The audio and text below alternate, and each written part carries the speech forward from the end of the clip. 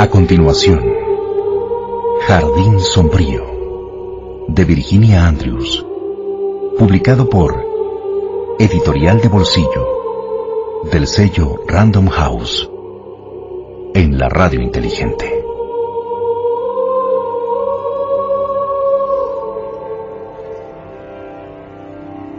Lloré la pérdida de Mal. Lloré por el gozoso verano feliz cuando todos mis hijos estaban cerca de mí, fuertes y alegres. Un tiempo que nunca volvería. Durante aquel invierno largo y triste, solamente las notas ocasionales de Corina trajeron un poco de luz, aunque parecía recuperarse muy mal de la muerte de su hermano, y alguna carta de mi Joel. El que en otro tiempo era un muchacho débil y asustado se había encontrado a sí mismo en Europa. Foxworth, el brillante joven pianista, decía el periódico italiano que nos envió. Monsieur Foxworth, un talento con un futuro prometedor, se afirmaba en la prensa francesa. En mi corazón floreció de nuevo el orgullo, contra el que John Amos me aconsejaba. El orgullo precede siempre a la caída, Olivia. Recuerda las palabras de Dios. Deja que sean tu guía. Mi orgullo, sin embargo, no era por propia presunción, sino satisfacción por el único hijo que Dios me había dejado. Me complacía en enarbolar ante la cara de Malcolm las excelentes críticas sobre las dotes musicales de Joel. Creías que tu hijo era un fracaso, Malcolm, pero fíjate, mira cómo lo adora todo el mundo. Algún tiempo después, un día aciago, el primero de la primavera, justo cuando el mundo, y yo con él, habíamos comenzado a abrir de nuevo los brazos a la vida, llegó un telegrama. Jamás había recibido buenas noticias en un telegrama, así que me senté y me quedé mirando el sobre amarillo, temblorosa, sin atreverme a abrirlo. Decía: Señor Foxworth, lamento profundamente informarle que su hijo Joel quedó sepultado bajo una luz. No hemos podido recuperar su cuerpo ni el de sus 5 compañeros. Ruego acepte mi más sincera condolencia. ¿Qué? Arrugué el telegrama en mi mano y me quedé con la vista fija a través de la ventana. No lloré, ni gemí. Para este segundo hijo no me quedaban lágrimas. Las había vertido sin parar por Mal, y ahora mi corazón estaba seco, estéril. Mi lamento fue como un grito en el desierto, un desierto interior que no permitía el crecimiento de nada, un desierto donde la única pasión es el viento que levanta la arena, la cual amortaja todo lo que vive. Una vez más mi mundo se había hecho gris, de un gris sin esperanzas. Malcolm también actuó de un modo extraño. Al principio no quiso creer que Joel estuviera muerto. Le mostré el telegrama arrugado cuando llegó de un viaje de negocios. Apenas cruzó la puerta principal se lo entregué para que lo leyese. ¿Qué significa eso? ¿Sepultado bajo una luz? Me devolvió el telegrama como si se tratara de un proyecto de negocios que rechazara, y se alejó para ocuparse de su papeleo en la biblioteca. Pero cuando llegó la documentación oficial, un informe de la policía, ni él ni yo pudimos negarnos la evidencia. Entonces lloré. Entonces se desgarró mi corazón. Entonces encontré el pozo escondido de mis lágrimas debajo de mi alma pergaminada. Me abrumaron los recuerdos y lo único que veía por aquella gran casa eran Mal y Joel sentados uno al lado del otro, paseando juntos, jugando o comiendo algunas veces. Un movimiento de sombras me hacía creer que veía sus caras en la oscuridad. En otras ocasiones, visitaba en secreto el cuarto de juegos, y era como si viese a los 3, Christopher, Mal y Joel. El mayor, representando el papel de maestro, y los 2 pequeños escuchando con toda atención. Tomaba sus viejos juguetes y los apretaba contra mi pecho, llorando con desconsuelo. Malcolm se encerró en la biblioteca. Fui incapaz de preparar el funeral de Joel, y si no hubiese sido por John Amos, mi sensible Joel no habría tenido la adecuada despedida que le abriera las puertas de la casa de Dios. Aquel familiar mío me ayudó tanto que incluso fue hasta el internado de Corina para darle la noticia personalmente y traerla a Foxworth. La mañana de la función fúnebre, Corina y yo nos pusimos los mismos vestidos negros que habíamos llevado en el sepelio de Mal, y bajamos como dos fantasmas por la escalera. Un carruaje alquilado por nuestro nuevo mayordomo nos esperaba delante de la entrada. John aguardaba con gran entereza junto a la puerta del vehículo. Temo que Malcolm no va a acudir. Me ha pedido que las escolte allí. Alcé el velo y miré a mi alrededor. Los sirvientes esperaban, todos vestidos de negro, dispuestos a asistir a la ceremonia religiosa y llorar la pérdida del muchachito que habían visto crecer y convertirse en hombre. Pero el padre no se veía en ninguna parte. Entré con brusquedad en la biblioteca de Malcolm. Estaba sentado en su escritorio, pero de espaldas a la mesa. Había girado la butaca y se hallaba de cara a la ventana. ¿Cómo te atreves a faltar al funeral de tu hijo, Malcolm?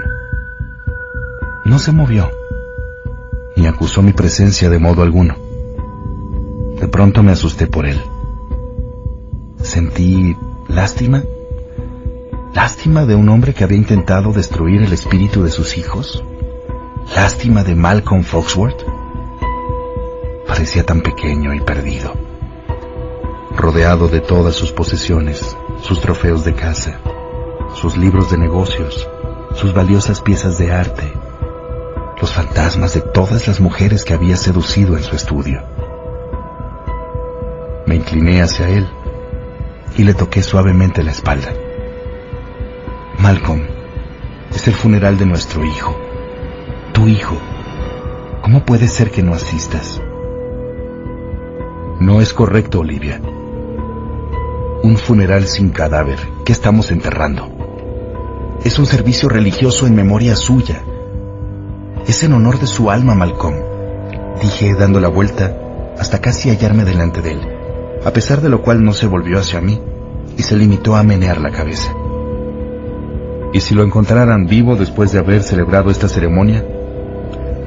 No pienso pasar por esta burla. Pero ya viste el informe de la policía. Has leído los detalles, Malcolm. Es un documento oficial. ¿De qué servía ahora ignorar la realidad? ¿Por qué, entre toda la gente, era Malcolm quien intentaba hacerlo? Tal vez pensó que podía posponer la realidad, posponer la dolorosa culpa. Supongo que él creía que si asistía al servicio religioso, ya no habría medio alguno de esquivar la verdad. Vete, Olivia. Déjame solo. Malcolm, si tú... Giró en su asiento, los ojos inyectados en sangre, el rostro tan desfigurado por la ira y el dolor que casi no pude reconocerle. Retrocedió un paso. Era como si estuviera poseído por alguna criatura tenebrosa. Quizá por el propio diablo. Vete, dije, déjame solo. Y volvió a girar la butaca. Me quedé mirándolo durante largo rato y después me alejé de él, abandonándolo allí, solo entre las sombras, inmóvil con sus pensamientos. La mayoría de la gente que había acudido al funeral de Mal asistió al servicio religioso de Joel. Nadie vino a preguntarme dónde estaba Malcolm, pero oí las murmuraciones a mi alrededor y algunos interrogaban a John Amos. Corina permaneció a mi lado, pero parecía perdida y desamparada sin tener a su padre para apoyarse en él. Malcolm permaneció encerrado en la biblioteca durante muchos días y, cosa rara, no permitió que nadie que no fuese John Amos le llevase comida y bebida. Siempre que entré a hablar con él, lo encontré sentado en la penumbra, mirando fijamente por la ventana. Apenas respondía. Más adelante, mi primo me dijo que Malcolm estaba pasando por una transformación religiosa. Una noche, hacia finales de semana, me hallaba yo sentada a solas con John durante la cena. Corina no tenía apetito y se fue a hablar con su padre, confiando en animarlo y barrer las nubes melancólicas que cubrían Foxworth. Había querido mucho a sus hermanos, pero era joven, tenía el mundo ante ella y quería comenzar a vivir de nuevo. De pronto, salió enfurecida del estudio de Malcolm. No hay nada que hacer. Papá no dejará de lamentarse. Nadie olvidará. Yo también quiero a Joel y a Mal, pero deseo vivir, poder reír otra vez. Tengo que hacerlo. John estaba leyendo Salmos.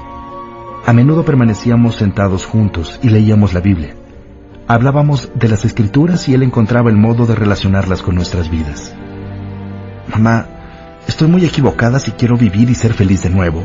¿Es malo que me apetezca ir otra vez a las fiestas, ponerme vestidos bonitos y ver a mis amigos? Dime, ¿es malo eso? John Amos alzó la mirada de la Biblia, pero no dejó de leer. Corina se quedó allí, en pie, impaciente, hasta que el sacerdote llegó al final de un párrafo. No consigo que papá me hable. Ni siquiera acude a la puerta. Pasó la mirada de mí a John Amos, el cual dejó la Biblia en su regazo y se apoyó en el respaldo de la silla.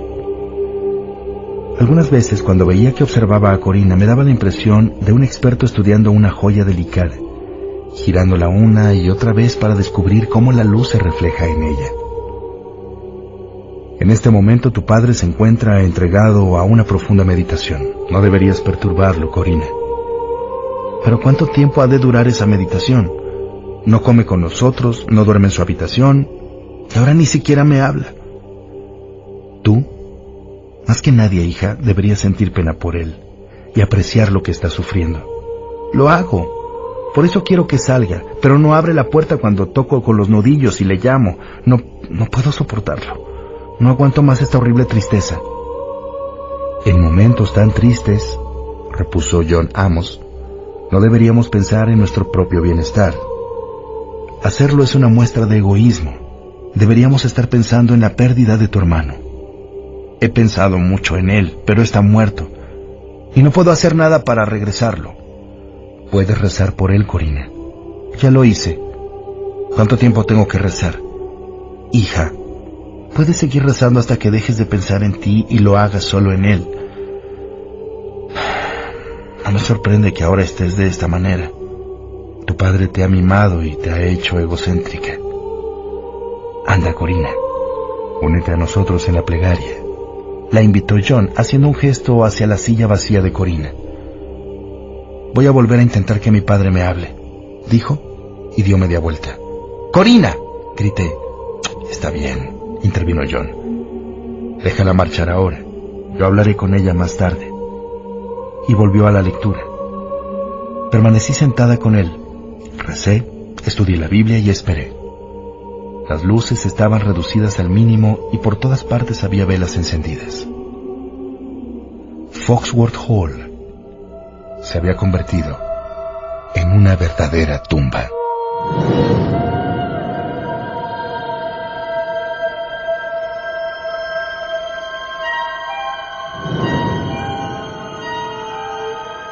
Hasta aquí, Jardín Sombrío, de Virginia Andrews, publicado por Editorial de Bolsillo, del sello Random House.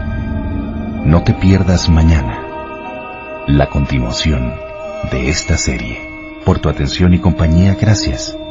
Soy Mariano Osorio. Hasta entonces.